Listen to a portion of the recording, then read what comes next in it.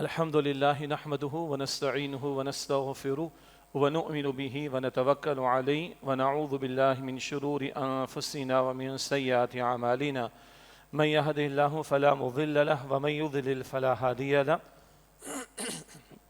وأشهد أن لا إله إلا الله وحده لا شريك له وأشهد أن محمدا عبده ورسوله صلى الله عليه وعلى آله وأصحابه وبارك وسلم تسليما كثيرا فإن خير الحديث كتاب الله وخير الهدي هدي محمد صلى الله عليه وسلم وشر الأمور محدثاتها وكل محدثة بدعة وكل بدعة ضلالة وكل ضلالة في النار أو كما قال رسول الله صلى الله عليه وآله وسلم أما بعد أعوذ بالله من الشيطان الرجيم بسم الله الرحمن الرحيم لقد كان لكم في رسول الله أسوة حسنة لمن كان يرجو الله واليوم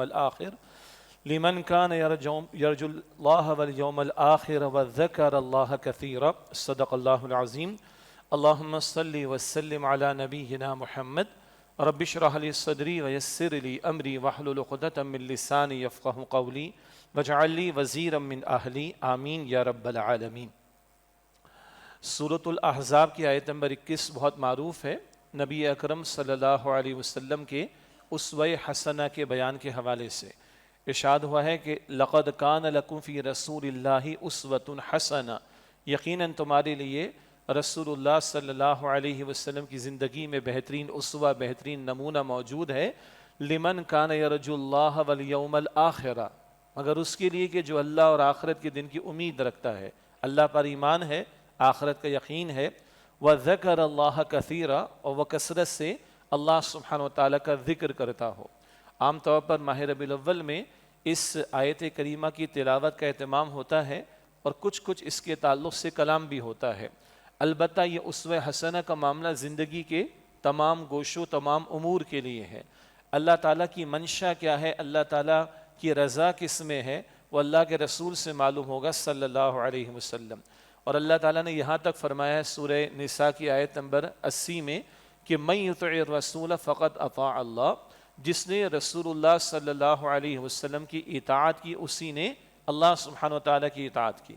پھر اللہ تعالیٰ نے اپنی محبت کے دعوے کے لیے اتباع رسول کا ثبوت مانگا ہے۔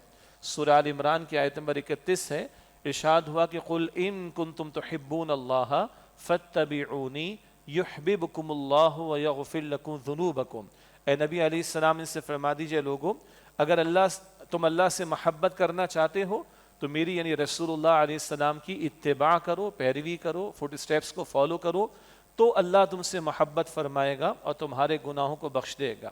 تو اللہ کے رسول کا اسوہ قیامت تک کے لیے محفوظ، جامع ترین ہے، ہمگیر ترین ہے، موسٹ کمپریہنسو ہے، موسٹ پریزروڈ ہے، اور قیامت تک کے لیے اس میں رہنمائی ہے۔ اللہ کی اطاعت کے لیے بھی اللہ تعالیٰ کے رسول علیہ السلام کی اطاعت کا تقاضا ہے، اور اللہ کی محبت کے دعوے کے لیے اللہ کے رسول کی اتباع یعنی پیروی کا ثبوت ہم سے مانگا گیا ہے۔ بہرحال یہ چند باتیں تو یاد دہانی کی تھیں۔ آج کی نشست میں چند عنوانات کے تحت نبی اکرم صلی اللہ علیہ وسلم کی سیرت سے کچھ واقعات یا کچھ اعمال کا تذکرہ کرنا مقصود ہے، تاکہ ہمارے اندر بھی عمل کا جذبہ پیدا ہو، اور محبت جو حضور علیہ السلام سے ہے وہ بھی تقاضا کرتی ہے کہ آپ کی اتباع ہو۔ جامع ترمذی کی روایت ہے، آپ نے فرمایا کہ من احب سنتی فقد احبنی، جس سے میری سنت سے محبت کی یقیناً اس نے مجھ سے محبت کی۔ ومن احبنی کان معی فی الجنہ، اور جس نے مجھ سے محبت کی وہ میرے ساتھ جنت میں ہوگا۔ اللہ تعالیٰ رسول اللہ علیہ السلام سے محبت بھی ہمیں عطا فرمائے، اور آپ کی اطاعت اور اتباع کی بھی توفیق عطا فرمائے، اور حضور علیہ السلام کا ساتھ اللہ ہم سب کو جنت الفردوس میں عطا فرمائے۔ چند عنوانات کے تحت کچھ باتیں ہیں۔ کچھ عرصے پہلے ایک موضوع یا ایک عنوان کے تحت یہ گفتگو میں نے کی تھی، اسوہ رسول صلی اللہ علیہ وسلم سے 100 جھلکیاں۔ یہ خطاب بہرحال سوشل میڈیا وغیرہ پر بھی دستیاب ہوگا، اسی میں سے کچھ باتیں ہیں جو اس وقت مرتب کی گئی تھیں، جو اس وقت خطاب جمعہ میں مختصراً آپ کے سامنے رکھنا مقصود ہیں۔ چند عنوانات کے تحت جو باتیں، ان میں سے پہلی بات رسول اللہ صلی اللہ علیہ وسلم کا اللہ تعالیٰ سے تعلق۔ میری اور آپ کی زندگی کا سب سے بڑا حاصل اگر یہ نکلے کہ کل اللہ راضی ہو جائے تو زندگی کامیاب ہے، محنت کامیاب ہے. اور سارا کچھ کر لیا، بہت کچھ کر لیا، دنیا جہاں ایک کر دی اور اللہ راضی نہ ہوا تو فائدہ کیا ہے زندگی کا؟ یہ زندگی برباد ہو جائے گی، بیکار ہو جائے گی، ضائع ہو جائے گی. تو اللہ تعالیٰ نے اپنے رسول کا اسوہ سامنے رکھا. تو آئیے اللہ کے رسول علیہ السلام کا اللہ کے ساتھ تعلق بہت بڑا موضوع ہے، بہت ساری باتیں کہی جا سکتی ہیں. چند باتیں ان میں سے، اللہ کے رسول علیہ السلام رات کا قیام فرماتے جسے قیام اللیل اور ہم تہجد بھی کہتے ہیں. اور قرآن کریم کی گواہی ہے کہ 1/3 رات، آدھی رات، 2/3 رات اللہ کے رسول کا قیام ہوتا. بخاری شریف کی حدیث رمضان میں بیان ہوتی ہے کہ رمضان کے آخری عشرے میں پوری رات اللہ کے رسول قیام فرماتے. اتنا جب طویل اہتمام ہوتا قیام کا رات کی نماز میں تو اللہ کے رسول علیہ السلام کے پیروں میں ورم آ جاتا، وہ سوج جاتے تھے. اور آپ صلی اللہ علیہ وسلم کہ صحابہ سے پوچھتے کہ یا رسول اللہ علیہ السلام آپ اتنی محنت کیوں کرتے ہیں؟ آپ تو معصوم بخشے بخشائے ہیں، اس قدر محنت، اس قدر طویل آپ کا قیام کہ آپ کے پیر سوج جاتے ہیں اور ورم اس میں آ جاتا ہے. تو آپ فرماتے افلا اکون عبدا شکورا، کیا میں اللہ تعالیٰ کا شکر گزار بندہ نہ بنوں؟ وہ معصوم ہو کر اتنا قیام طویل فرماتے تھے، ہم کیا ہیں ہمیں پتہ ہے. اور ہم اپنا جائزہ لیں اللہ کے رسول علیہ السلام کے اسوہ کی روشنی میں کہ ہمارا تعلق کیسا ہے. چلیے تہجد تو نفل کا معاملہ ہے نا، ایک رائے کے مطابق حضور کے لیے لازم تھی، امت کے لیے نفل کا درجہ ہے، لیکن 5 وقت کی نماز تو فرض ہے نا. تو اللہ کے رسول علیہ السلام تو تہجد کا اہتمام ہو رہا ہے تو فرض نماز تو بہرحال اول وقت میں. ہم گویا جائزہ لیں کہ آج ہماری فرض نمازوں کی کیفیات کیسی ہیں. ماہ ربیع الاول کا مہینہ بھی ہوگا، 12 ربیع الاول کی چھٹی بھی ہوگی، بہت ساری تقاریب بھی ہوں گی، پروگرامز بھی ہوں گے، اور اس میں بہت کچھ خلاف شریعت بھی ہو رہا ہے. اور اچھی بات ہے کہ اب تمام مکاتب فکر کے علماء کی طرف سے باتیں آ رہی ہیں. اللہ کے رسول کا نام لے رہے ہو اور عشاء کی نماز ضائع، فجر کی نماز ضائع. اللہ کے رسول کا نام لیتے ہو، چوری کی بجلی استعمال ہو رہی. اللہ کے رسول کا نام لے رہے ہو، بے پردگی کا معاملہ چل رہا ہے. اللہ کے رسول کا نام لیتے ہو، مرد عورت کا آزاد اختلاط ہے. اللہ کے رسول علیہ السلام کا نام لیتے ہو اور باہر خانہ کعبہ اور مسجد نبی کے ماڈل بنا رکھے ہیں، لوگ وہاں پر ڈانس کر رہے ہیں. انا للہ و انا الیہ راجعون. بعض کمپنیز نے اپنے پروڈکٹ کی مارکیٹنگ کے لیے، یہ مارکیٹنگ والوں کا بھی تو دماغ خراب ہے نا، دین کو بھی نہیں چھوڑتے، اپنی پروڈکٹس کی مارکیٹنگ کے لیے اس ایونیو کو تلاش کر لیا، اپنا پروڈکٹ بھی رکھا ہوا ہے، لوگ آ رہے ہیں، گا رہے ہیں، ناچ رہے ہیں، کود رہے ہیں اور سیرت کا جلسہ ہو رہا ہے. انا للہ و انا الیہ راجعون. اللہ ہمارے حال پر رحم فرمائے. ہمارا حال تو ہے کہ نمازیں ضائع ہوتی، کچھ دنوں پہلے بھی ہم نے بات کی. اور اللہ کے رسول کا معاملہ کیا ہے صلی اللہ علیہ وسلم؟ آپ فرماتے بلال اذان کہو اور ہماری آنکھوں کو ٹھنڈک دو. اور آپ فرماتے کہ قرۃ عینی فی الصلاۃ، میری آنکھوں کی ٹھنڈک جو ہے وہ اللہ تعالیٰ نے نماز میں رکھ دی ہے. اور اللہ کے رسول علیہ السلام بہت کم ملتا ہے کہ دعائے ضرر کسی کے لیے کرتے ہوں. یہ بڑے اچھے محتاط الفاظ ہیں. دعائے ضرر کا مطلب ہے کسی کے لیے نقصان کی دعا کرنا، جسے ہم بد دعا کہتے ہیں. طائف کا معاملہ ہمارے سامنے ہے، وہاں حضور نے دعائے ضرر نہیں کی ہے، اور بہت سے مواقع بیتے ہیں، مگر دعائے ضرر یعنی نقصان کی دعا، یعنی جسے ہم بد دعا کہتے ہیں، حضور نے نہیں کی ہے. مگر جب غزوہ احزاب کا موقع تھا، بیٹل آف ٹرنچز جسے کہا جاتا ہے، اور خندقیں کھودی گئی تھیں اور خود اللہ کے رسول نے کدال چلایا، چٹانوں کو توڑا ہے، پاش کیا ہے. اس ساری محنت کے دوران کیونکہ مدینہ شریف کا ڈیفنس، اس کا دفاع ضروری تھا، اللہ کے نبی علیہ السلام کی چند نمازیں قضا ہوئی ہیں. بعد میں آپ نے ادا کی ہیں صحابہ کرام کے ساتھ. لیکن جب یہ نمازیں قضا ہوئیں، بالخصوص ایک نماز عصر جس کو حدیث میں صلاۃ الوسطیٰ بھی کہا گیا، تو اللہ کے نبی علیہ السلام نے یہ دعا کی ہے، بد دعا جسے کہیے، اللہ ان کے گھروں کو آگ سے بھر دے، ان کی قبروں کو آگ سے بھر دے، انہوں نے ہماری نماز یا نماز وسطیٰ کو ضائع کرا دیا. دیگر کیسے سخت مراحل حضور پر گزرے، اس قدر سخت الفاظ زبان پر نہیں آئے بد دعا کے، لیکن اے اللہ ان کے گھروں کو آگ سے بھر دے، ان کی قبروں کو آگ سے بھر دے کہ انہوں نے ہماری نماز کو قضا کروا دیا. اللہ کے پیغمبر کو نماز اتنی محبوب ہے، فرض نہیں، نوافل میں. اور آج امت اپنا جائزہ لے کہ ہم نام لیوائیں نبی اکرم صلی اللہ علیہ وسلم کے، اور ان کی آنکھوں کی ٹھنڈک بھی نماز ہے. اور ہمارا حال یہ ہو کہ ہم نمازیں ضائع کریں، تو اپنے امتی ہونے کے بارے میں اپنا جائزہ ہمیں لینا چاہیے. اللہ کے ساتھ تعلق، بہت ساری باتیں ہو سکتی ہیں۔ غار ثور کا مشہور واقعہ ہے، صدیق اکبر رضی اللہ تعالیٰ عنہ حضور کے ساتھ تھے صلی اللہ علیہ وسلم، کفار تعاقب کرتے کرتے قریب پہنچے ہیں۔ حضرت ابوبکر صدیق کو جو پریشانی ہوئی ہے وہ رسول اللہ علیہ السلام کے بارے میں، یا رسول اللہ یہ جھانک کر بھی دیکھ لیں، یہ جھانک کر بھی دیکھ لیں تو ہمیں پالیں گے۔ اللہ کے رسول علیہ السلام نے بڑے اطمینان سے فرمایا کہ ابو بکر تمہارا ان دو کے بارے میں کیا خیال ہے کہ جن میں تیسرا اللہ سبحانہ و تعالی موجود ہے۔ لا تحزن ان اللہ معنا، قرآن کے الفاظ یہ کہ غم نہ کرو، بے شک اللہ سبحانہ و تعالی ہمارے ساتھ ہے۔ مشکل اور بدلتے حالات میں کبھی ہم بھی تنہائی میں سوچتے ہیں کہ اللہ ہمارے ساتھ ہے۔ جی سورہ زمر میں آتا ہے الیس اللہ بکاف عبدہ، اصلاً تو یہ حضور کے بارے میں صلی اللہ علیہ وسلم، الیس اللہ بکاف عبدہ، کیا اللہ اپنے بندے کے لیے کافی نہیں؟ یہ تو امام الانبیاء کے لیے اولا صلی اللہ علیہ وسلم۔ ایک بندہ مومن بھی سوچے مشکل حالات چاہے گھر میں آ جائیں، اجتماعی طور پر آ جائیں، کہ اللہ تعالی ہمارے لیے کافی نہیں ہے؟ اللہ کی ذات پر یقین، اللہ پر توکل کا معاملہ، یہ غار ثور کے واقعے سے اللہ کے رسول ہمیں سکھا رہے ہیں۔ اسی طرح اللہ کے ساتھ مستقل تعلق کے حوالے سے اللہ کے رسول نے مستقل دعائیں ہمیں تعلیم کی ہیں مختلف اوقات کی، صبح بیدار ہونے سے لے کے رات کو سونے تک کی بہت ساری دعائیں ہیں۔ اچھا ہمارا خیال یہ کہ یہ بچوں کی یاد کرنے کی، ہمارے بچے مدرسے جاتے ہیں بھائی، بچوں نے 20 دعائیں یاد کر لیں، ہمارا بچہ اسکول جاتا ہے، ٹیگ لگا ہوا ہے اسلامک اسکول، اور بچے نے 20 دعائیں یاد کر لی ہیں۔ انا للہ و انا الیہ راجعون، انا للہ اس بات پر پڑھ رہا ہوں کہ یہ ہم نے بچوں کو ایلوکیٹ کر دی ہیں، یہ دعائیں رسول اللہ کے معمولات میں صلی اللہ علیہ وسلم، یہ اللہ کے پیغمبر نے ہمیں سکھائی ہیں۔ صبح بیدار ہونے سے لے کے رات کو سونے تک درمیان میں بہت سارے معمولات ہیں، یہ مستقل دعائیں اللہ کے نبی نے جو سکھائیں، یہ اللہ سے تعلق کا مستقل ذریعہ ہیں۔ اور ایک ہے حضور نے جو اذکار ہمیں سکھائے ہیں، نمازوں کے بعد کے اذکار ہیں، صبح شام کے اذکار ہیں، مستقل اذکار ہیں، سبحان اللہ والحمد للہ ولا الہ الا اللہ واللہ اکبر، سبحان اللہ وبحمدہ سبحان اللہ العظیم، لا حول ولا قوة الا باللہ، لا الہ الا اللہ، بہت سارے کلمات ہیں، یاد کرنا چاہیے۔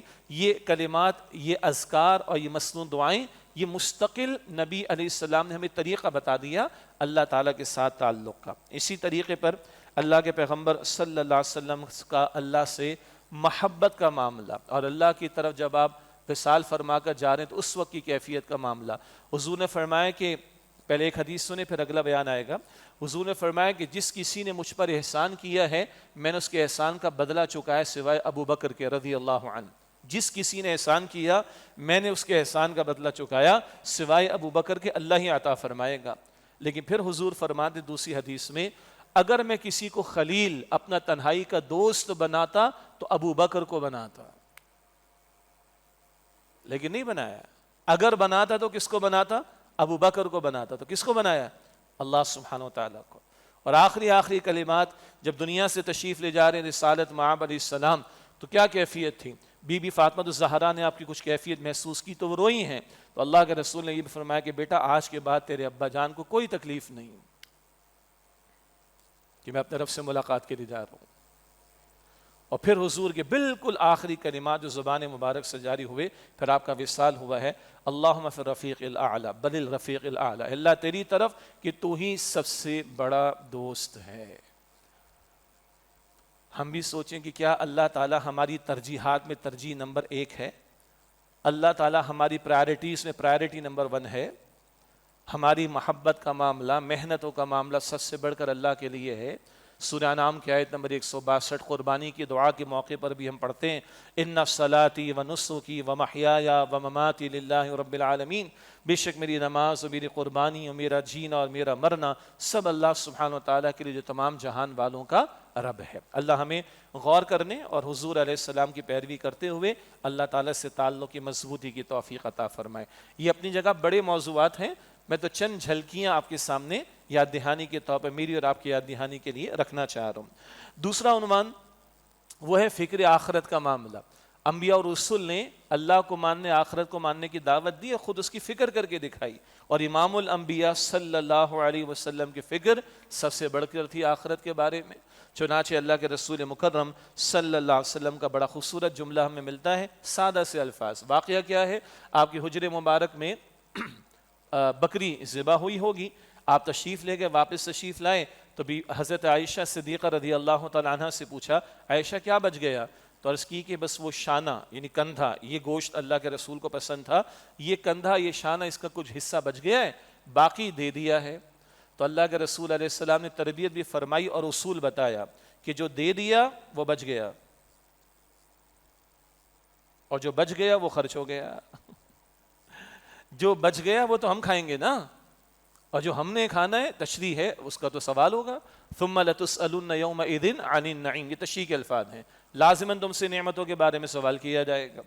جو دے دیا وہ تو بڑا خوبصورت ٹائٹل کسی نے لگایا ایک رسالے میں، the bank of Allah in limited میں وہ ڈپازٹ ہو گیا۔ Bank of Allah in limited میں، دنیا کے سارے بینکس لمیٹڈ ہیں، تھوڑا بہت آفر دیتے ہیں، ایک تو سود ہے وہ تو حرام ہے، لیکن تھوڑا بہت پرسنٹیج آفر کرتے ہیں ایز اے پروفٹ، ان کے بقول ہے تو سود اکثر، لیکن اللہ جو ریٹ آفر کرتا ہے وہ سورۃ البقرہ آیت نمبر 261 میں 700 گنا 700 ٹائمز، واللہ یضاعف لمن یشاء، اور اللہ جس کو چاہے گا اس سے بڑھ کر عطا فرمائے گا، ان لمیٹڈ۔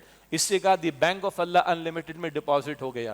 تو آپ نے فرمایا ایک ایک واقعے میں اس طرح گھر والوں کی تربیت بھی ہو رہی ہے، توجہ دلائی جا رہی کہ جو دے دیا وہ بچ گیا آخرت میں اجر کے طور پر، اور جو بچ گیا وہ تو ہم استعمال کریں گے، وہ تو بہرحال اللہ کی نعمت ہے، لیکن اس کا سوال بھی ہوگا کل قیامت کے دن۔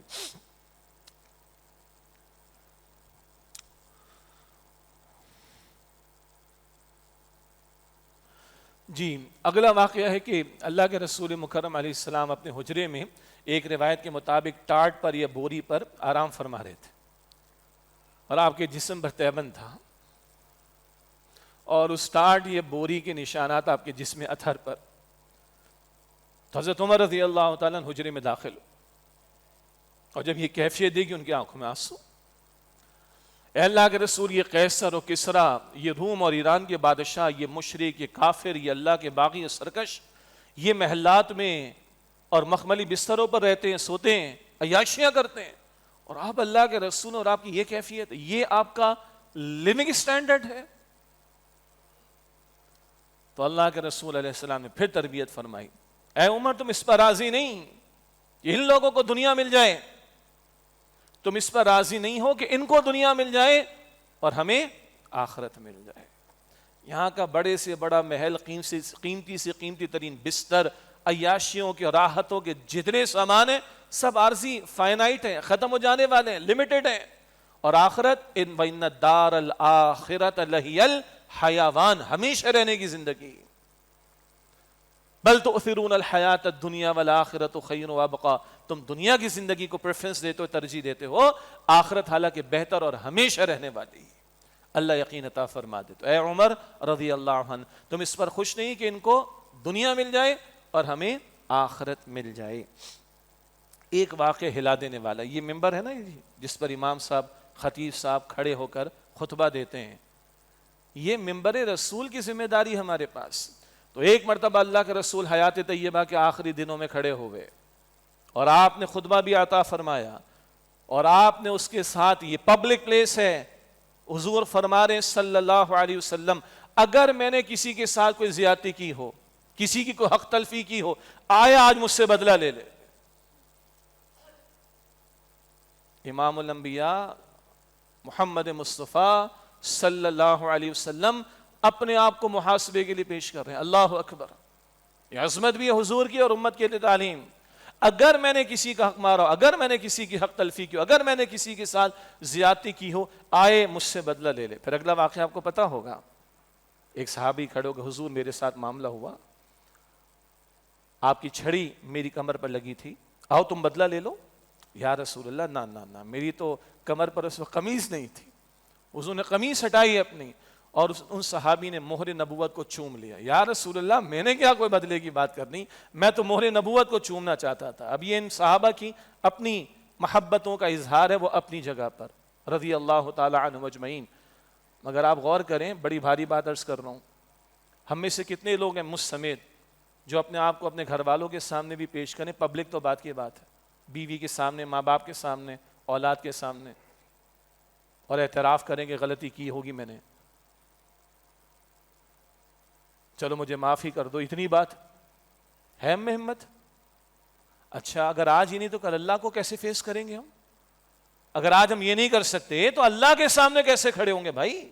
تو بہتر ہے کہ آج سیٹ کر لیں معاملات کو، آج سیٹل کر لیں معاملات کو. اللہ تعالیٰ کل کی ہولناکی سے بچائے اور آج ہمیں معاملات کو سیٹل کرنے کی توفیق دے. ورنہ قرآن فرماتا ہے سورہ حشر کی آیت نمبر 18 میں وَلْتَنظُرْ نَفْسٌ مَا قَدَّمَتْ لِغَدٍ، اور چاہیے کہ تم میں سے ہر کوئی یہ دیکھے اس نے کل کے لیے کیا تیاری کر رکھی ہے. سیدنا عمر رضی اللہ تعالیٰ عنہ کا قول ہے حاسبوا من قبل ان تحاسبوا، اپنا محاسبہ خود کر لو، اپنی اکاؤنٹیبلٹی خود کر لو اس سے پہلے کہ کل تمہارا محاسبہ کیا جائے. پھر وہ دعا بھی یاد رہے کہ اللہم حاسبنا حساب یسیرا، اے اللہ ہم سب کے حساب کو آسان فرما دے. تیسرا عنوان حسن معاشرت. معاشرت میں بہت کچھ آتا ہے، آغاز گھر سے ہوتا ہے، تو اسی کی چند باتیں. ورنہ پھر پڑوس بھی آتا ہے، صلہ رحمی بھی آتی ہے، رشتہ دار بھی آتے ہیں، دوست احباب بھی آتے ہیں وغیرہ وغیرہ. لیکن حسن معاشرت میں سے گھر والے پہلو کی چند باتیں. ہم احادیث کا مطالعہ کرتے ہیں، سیرت کا مطالعہ کرتے ہیں تو گواہیاں گھر سے آتی ہیں. حضرت خدیجہ رضی اللہ تعالی عنہ کی گواہی آتی ہے پہلی وحی کے موقع پر، جب حضور علیہ السلام پر یہ پہلا تجربہ ہوا اور پہلی وحی کا نزول ہوا تو آپ اماں خدیجہ کے پاس آئے رضی اللہ تعالی عنہ. اس میں بڑی حکمتیں ہیں اور آپ نے فرمایا کہ زملونی زملونی دثرونی دثرونی، مجھے کمبل اڑا دو یا کچھ اڑا دو، مجھے کچھ اڑا دو، مجھے کچھ اڑا دو. اور پھر حضور کو کچھ کیفیت طاری ہوئی تو آپ نے کچھ اظہار فرمایا تو اماں خدیجہ نے آپ کو تسلی دی. اللہ ہرگز آپ کو ضائع نہیں فرمائے گا، آپ تو صلہ رحمی کرتے ہیں، کمزوروں کا بوجھ اٹھاتے ہیں، یتیموں کے ساتھ بھلا سلوک کرتے ہیں، رشتہ داروں کا حق ادا کرتے ہیں. جو آپ کو محروم کرتا ہے آپ اس کو عطا کرتے ہیں، جو آپ کے ساتھ برا کرتا ہے آپ اس کے ساتھ اچھا کرتے ہیں، آپ ناداروں کے کام آتے ہیں. ہرگز اللہ تعالیٰ آپ کو ضائع نہیں فرمائے گا. یہ گھر سے گواہی اماں خدیجہ کی رضی اللہ تعالی عنہا. اور 15 برس نکاح کو ہو گئے. حضور 25 برس کے تھے، اماں خدیجہ سے نکاح ہوا تھا اور یہ 40 برس کی عمر میں پہلی وحی کا نزول ہے. یہ گھر سے گواہی آ رہی بی بی خدیجہ کی. ایک گواہی اماں عائشہ کی رضی اللہ تعالی عنہا. پوچھا گیا کہ رسول اللہ کے اخلاق کیا ہیں؟ فرمایا کیا تم قرآن نہیں پڑھتے ہو؟ کان خلقہ القرآن، اللہ کے پیغمبر کے اخلاق تو قرآن ہے صلی اللہ علیہ وسلم. قرآن ایک تم تلاوت کرتے ہو، ایک چلتا پھرتا مجسم قرآن دیکھنا چاہو وہ صاحب قرآن کی زندگی ہے صلی اللہ علیہ وسلم. ایسی بہت ساری گواہیاں ملیں گی صحابہ کی، صحابیات کی. یہ اماں خدیجہ کی روایت رضی اللہ تعالی عنہا اور یہ اماں عائشہ کی گواہی رضی اللہ تعالی عنہا. ذرا ہم غور کریں ہم لوگوں کے بارے میں ہمارے گھر والوں کی گواہیاں کیسی ہیں؟ اگر ہمارے گھر والے یعنی بیگمات کی بات ہو رہی ہے، اگر 2-4 کہیں جمع ہو جائیں تو گھر والوں کے بارے میں کیسی گواہی آتی میرے خیال ہم سب کو پتہ تو ہے. تو چیک کر لیں بھائی، دنیا کو بعد میں دیکھیے گا، ہم پہلے اپنے آپ کو اپنے گھر میں چیک کر لیں. یہ گواہیاں رسول اللہ علیہ الصلوۃ والسلام کے گھر سے آ رہی ہیں. یہ حسن معاشرت ہے نا حضور کا، یہ گھر میں بھی کردار موجود ہے تبھی تو گھر سے گواہی آ رہی. اسی طرح ایک اہم معاملہ، ہمارے ہاں بھی بیٹیاں پیدا ہوتی ہیں، اللہ کی نعمت ہے بیٹے بھی اور اللہ کی رحمت ہے بیٹیاں بھی، مگر ہمارے ہاں جہالت 14 صدیوں پرانی والی بھی اپنے مختلف شیڈز کے ساتھ ترقی یافتہ شکلوں میں نظر آ رہی ہے. ہمارے ہاں جہالت 1400 برس پرانی والی اپنی ترقی یافتہ شیڈز کے ساتھ اس دور میں دکھائی دے رہی. اب بھی کچھ گھرانوں میں یا کئی مرتبہ بہت سے علاقوں میں بیٹیوں کی پیدائش پر منہ بن جاتا ہے. بنیادی بات ہے کہ ہم نے نکاح کے مسئلے کو مشکل بنا ڈالا اور گاؤں دیہاتوں یا وڈیروں کے ہاں تصور ہے کہ جناب ہم نے جھکنا نہیں ہے کسی کے سامنے، بیٹی کسی کو دیں گے تو داماد بنانا کسی کو تو گردن جھک جائے گی ہماری. یہ فضول کی باتیں لیکن یہ تصورات ہیں. بیٹیوں کی پیدائش پر منہ جاہل مشرکوں کے ہاں بھی بنتے تھے، آج بھی بنتے ہیں. اسی جاہل لوگوں کے معاشرے کے دوران میں امام الانبیاء کو اللہ تعالیٰ نے بھیجا نا صلی اللہ علیہ وسلم دعوت کے لیے، محنت کے لیے.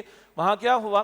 اللہ کے پیغمبر صلی اللہ علیہ وسلم کے ہاں ایک بیٹی کی ولادت ہوئی. خادمہ نقل کرتی ہے حضور کعبہ شریف کے پاس تھے، میں نے جا کر حضور کو بشارت دی، خوشخبری سنائی کہ بی بی خدیجہ کو اللہ نے بیٹی عطا فرمائی. وہ اللہ کی بندی کہتی کہ حضور کا چہرہ گلاب کے پھول کی طرح کھل اٹھا اور آپ نے اللہ کا شکر ادا کیا اور آپ وہاں سے دوڑے دوڑے گھر کی طرف گئے اور آپ نے بیٹی کو لے کر سینے سے لگایا اور اس کو چوما اور چومتے رہے اور سینے سے لگائے رکھا اور اللہ تعالیٰ کا شکر ادا کیا. یہ امام الانبیاء کی بات ہے صلی اللہ علیہ وسلم. آپ نے یہ بھی فرمایا کہ اگر ترجیح دینے کی اجازت ہوتی پریفرنس کی اجازت ہوتی، ترجیح دینے کی اجازت ہوتی اولاد میں، تو میں بیٹیوں کو بیٹوں پر ترجیح دیتا.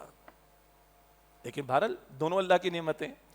مگر ہمارا ماحول دیکھیں اور سورہ نحل آیت نمبر 58-59 پڑھیں تو وہاں مشرکوں کا ذکر آتا ہے. جب ان کے ہاں بیٹی کی ولادت کی خوشخبری ملتی ہے چہرے سیاہ پڑ جاتے ہیں. اب وہ سوچتا ہے کہ اس کو اٹھائے پھرتا رہے ذلت کے ساتھ یا زمین میں گاڑ ڈالے اس کو، معاذ اللہ، استغفر اللہ.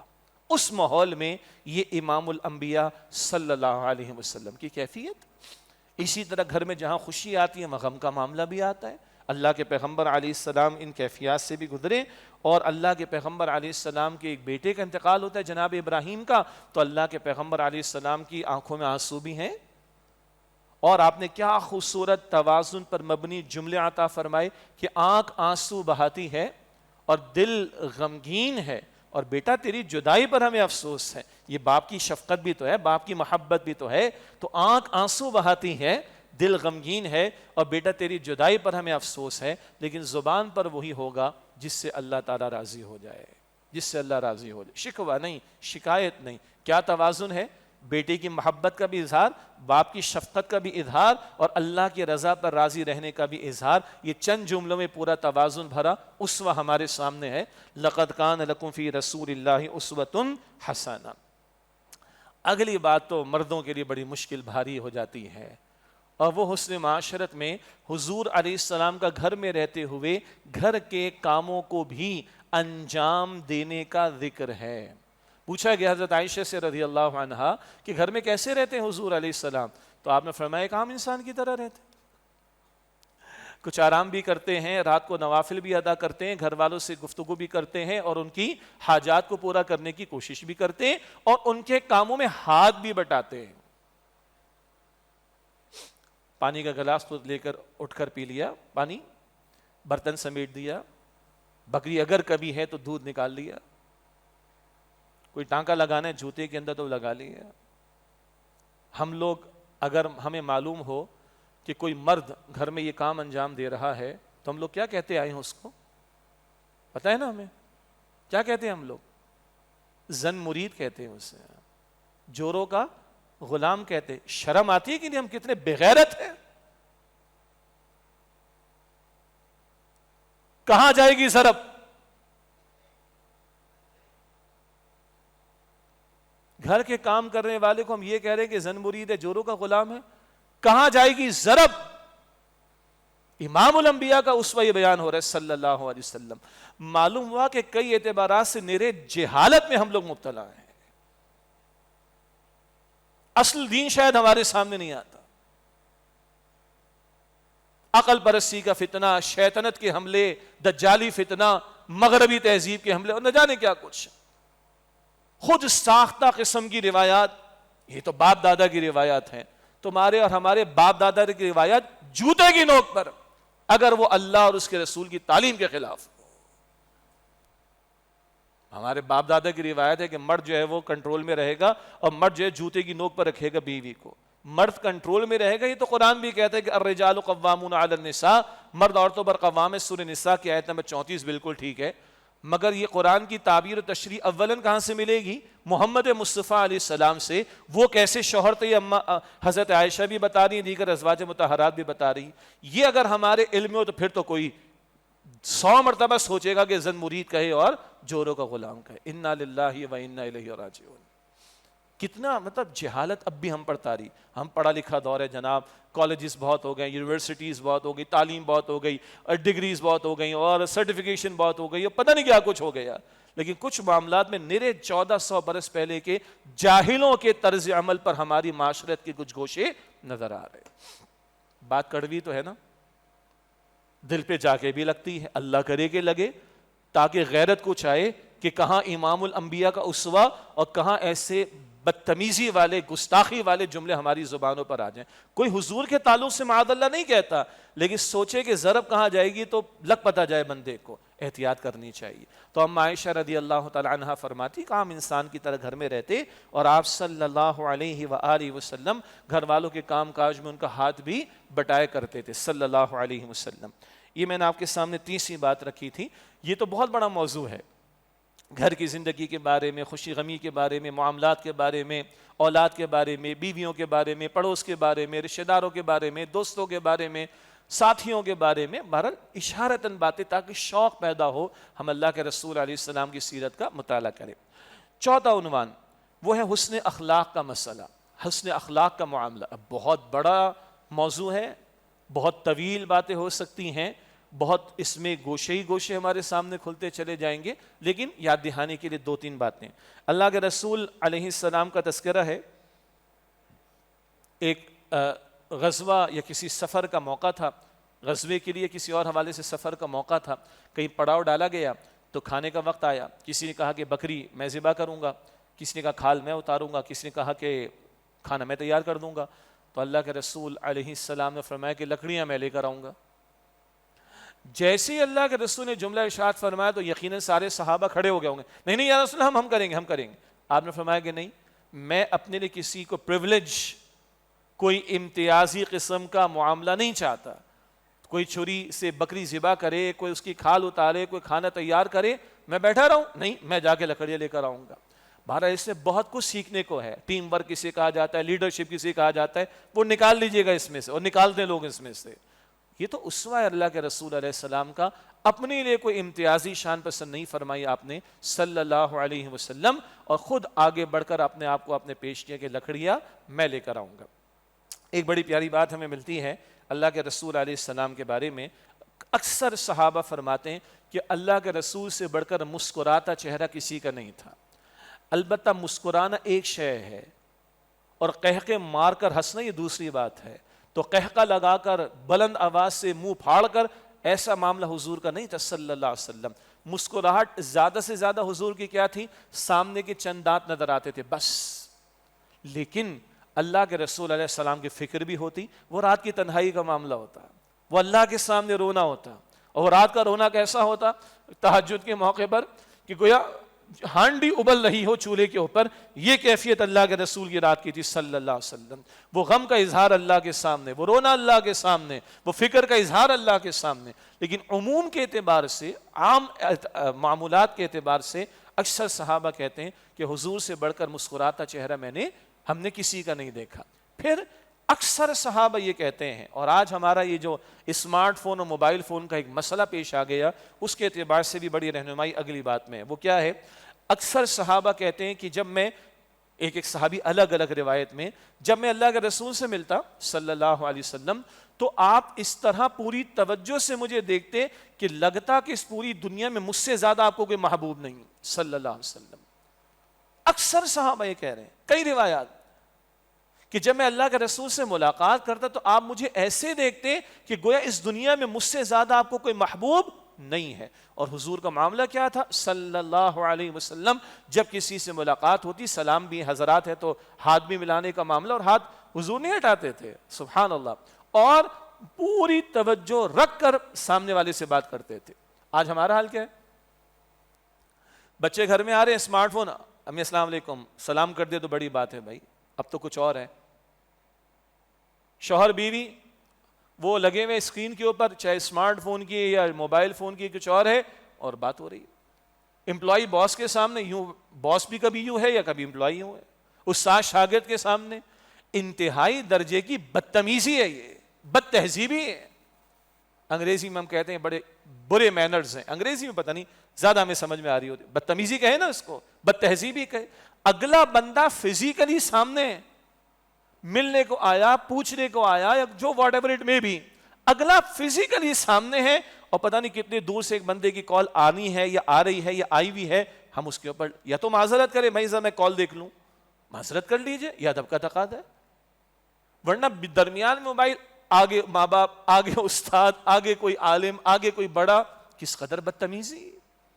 تو صحابہ عرض فرماتے ہیں کہ جب ہم حضور سے ملتے صلی اللہ علیہ وسلم، لگتا کہ ہم سے زیادہ حضور کو دنیا میں محبوب نہیں ہے صلی اللہ علیہ وسلم۔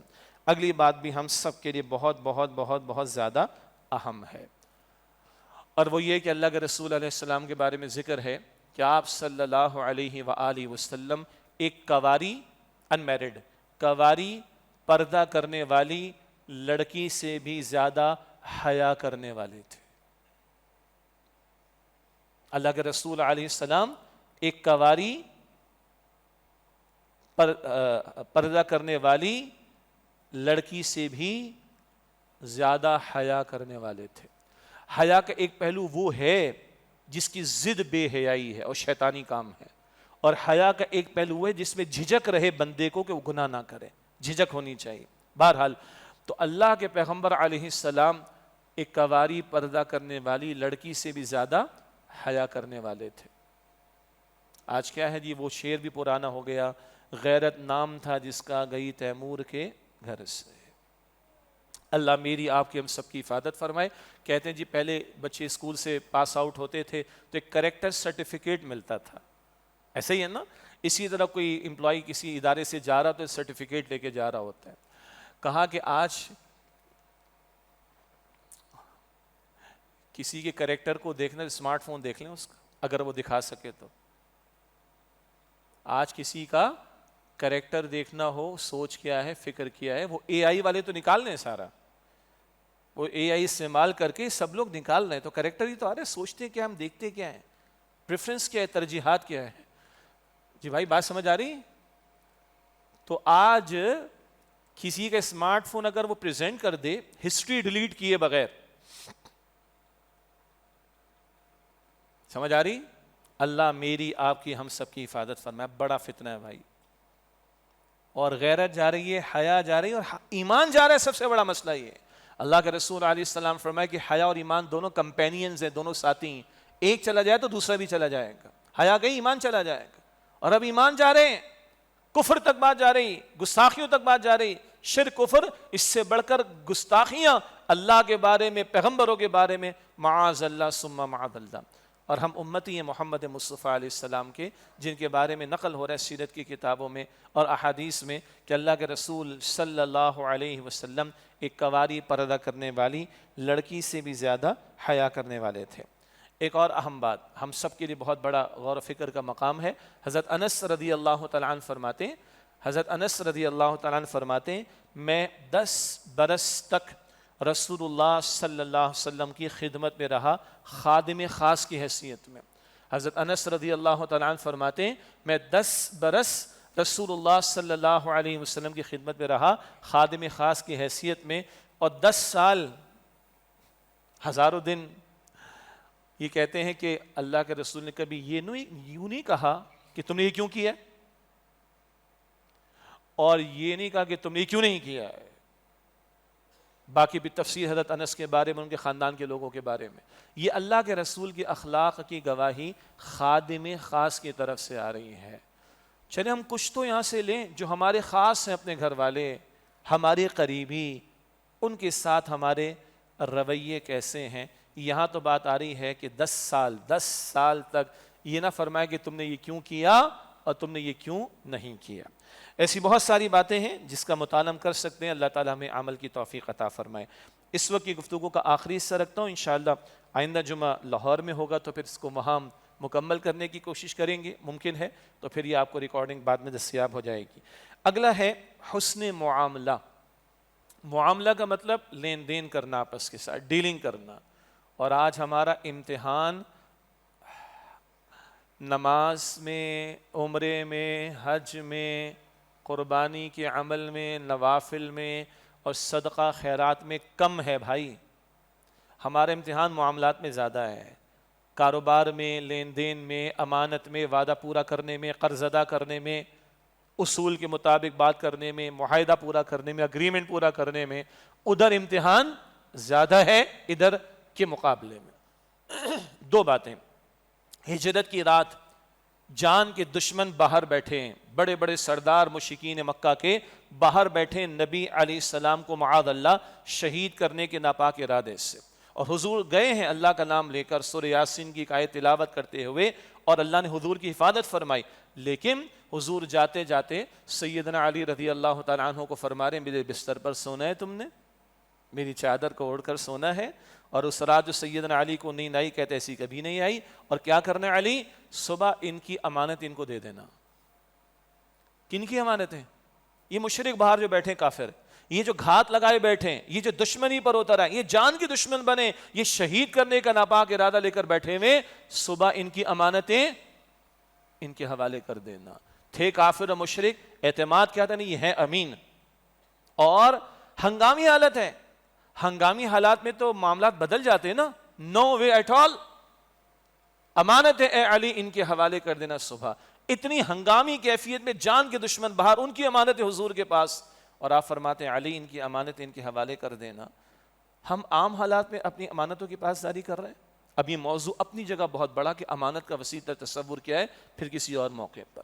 عام حالات میں امانت کی پاسداری، اور اللہ کے رسول علیہ السلام فرماتے لا ایمان لمن لا امانت لہ، اس کا کوئی ایمان نہیں جو امانت کی پاسداری نہ کرے۔ اور آخری واقعہ صلح حدیبیہ کا موقع، مشہور واقعہ ہے۔ کچھ صلح ہوئی ہے، معاہدہ ہوا ہے حدیبیہ کے جو پیکٹ ہوا ہے، اور اس میں کچھ چیزیں طے ہو گئیں۔ مکے والوں کی طرف سے کوئی مدینہ والوں کی طرف جائے گا تو وہ مسلمان واپس کر دیں گے۔ بہرحال اور بھی شرائط تھی، تفصیل کا موقع نہیں۔ یہ صلح ہو رہی ہے، بھی شرائط طے ہو رہی ہیں، ابھی تو طے ہو رہی نا، ایگزیکیوشن تو بعد میں ہوگی، عمل درآمد تو بعد میں ہوگا۔ بالکل اسی دوران میں ابو جندل رضی اللہ تعالی عنہ یہ مشرکین کی قید میں تھے، اور کسی طرح زخمی حالت میں آ گئے، یا رسول اللہ مجھے اپنے ساتھ لے جائیے۔ آپ سوچئے کہ 1400 صحابہ حضور کے ساتھ موجود ہیں، اور اپنے بھائی کو دیکھیں اس کیفیت میں، تو کیا دل پر بیتی ہوگی؟ یا رسول اللہ مجھے لے جائیے۔ آپ فرماتے ابو جندل میں وعدہ دے چکا ہوں، میں معاہدہ کر چکا ہوں۔ ہم جیسا کوئی ہوتا نا کیا کہتا؟ ہاں جی چلو میرے ساتھ۔ ان سے کہتے بھائی ابھی تو سائن آف ہوا ہے نا، ابھی ہم اپنے گھروں کو واپس جائیں گے، تم اپنے گھروں کو واپس جاؤ، ایگزیکیوشن تو بعد میں ہوگی۔ ہم شاید یہ وے آؤٹ، اور ہم بڑے ہوشیار لوگ ہیں بھائی، کیا کیا نقطے نکال لیتے ہیں۔ وہ تو مقدمے لڑنے والوں سے جا کے کو پوچھے، لیکن نہیں، امام الانبیاء صلی اللہ علیہ وسلم I give my words، میں وعدہ کر چکا ہوں، تم جاؤ، اللہ تمہارے لیے سبیل پیدا کرے۔ اور اللہ نے سبیل پیدا کی ان کے لیے اور دیگر صحابہ کے لیے، وہ واقعہ تفصیلی، لیکن اس کیفیت میں بھی اپنے وعدے کی تکمیل حضور نے کی ہے۔ اور ہم لوگ کیا کہتے ہیں؟ وہ وعدہ ہی کیا جو وفا ہو جائے۔ یہ ہم ہیں امتی، وعدے کو ہم چٹکیوں میں اڑا دیتے ہیں، اور یہ امام الانبیاء ہیں، اس کیفیت میں بھی وعدے کو نبھا رہے ہیں صلی اللہ علیہ وآلہ وسلم۔ وآخر دعوانا ان الحمد للہ رب العالمین۔